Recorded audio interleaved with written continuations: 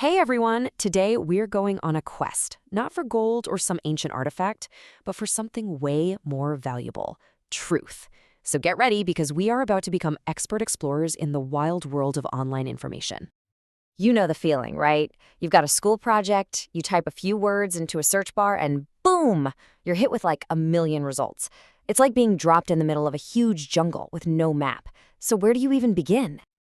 And that's the whole deal with this online quest. See, some of those paths you find, they lead to actual treasure, real, solid, trustworthy info.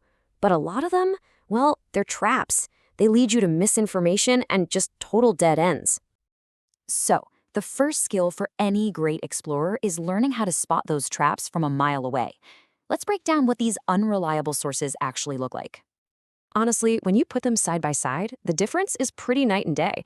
On the one hand, you've got your treasure, stuff written by experts on trusted sites, information that's fresh and backed up by facts.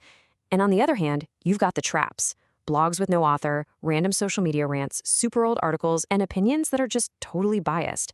It's like comparing a real map to a scribble.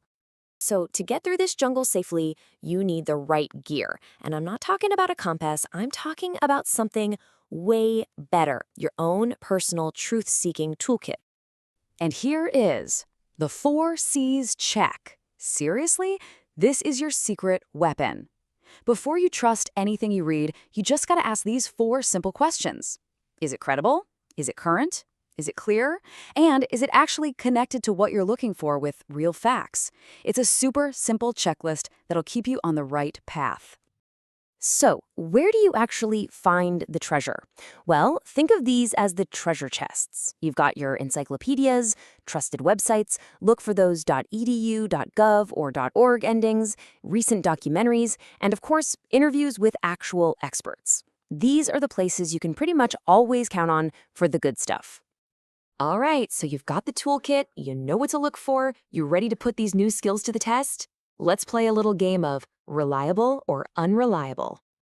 Okay, first one up. You find a science article from National Geographic Kids. What's the verdict? Is this treasure or is it a trap? Yep, you got it. That is absolutely reliable. National Geographic is a super trusted organization that's full of experts. That's a huge pass on the credible check. Awesome start. Okay, how about this one? You find a website all about cool new technology, but you notice the last update was in 2003. Reliable or unreliable? That's right, unreliable. I mean, for a topic like technology, something from that long ago is basically ancient history. It completely fails the current check from our 4 C's. Okay, next scenario. There's a YouTube video about animal behavior. The person who made it is a certified wildlife expert. What do you think?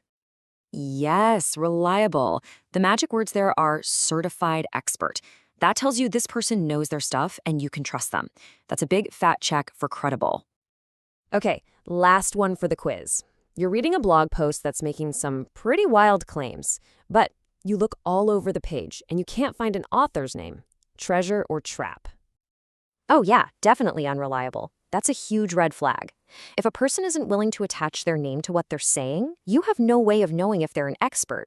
So it fails the credible test right out of the gate. You guys crushed that quiz. Now, let's see how all this works in the real world. I want to tell you about another explorer. His name's Jaden, and how he totally nailed his own research quest. So Jaden's topic was honeybees. At first, he found this blog that had tons of cute bee pictures, but like 0 actual facts. A classic trap. But he didn't give up. He used his toolkit, found a .org website from a real bee conservancy, and even watched a video from a biologist. And the result?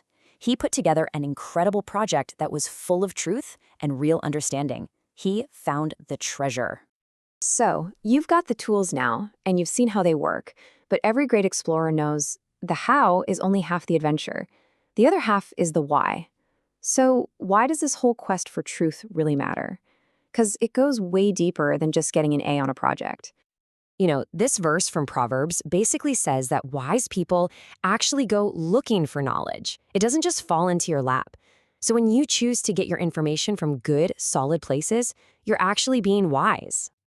And get this, Luke, the guy who wrote one of the Gospels, was pretty much an investigative journalist. He said he carefully investigated everything before he wrote it all down.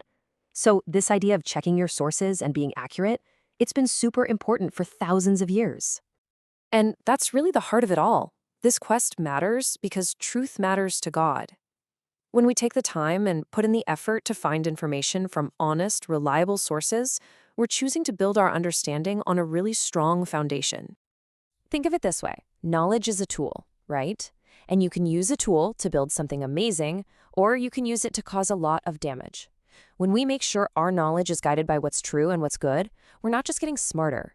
We're actually learning how to build a better, more peaceful world.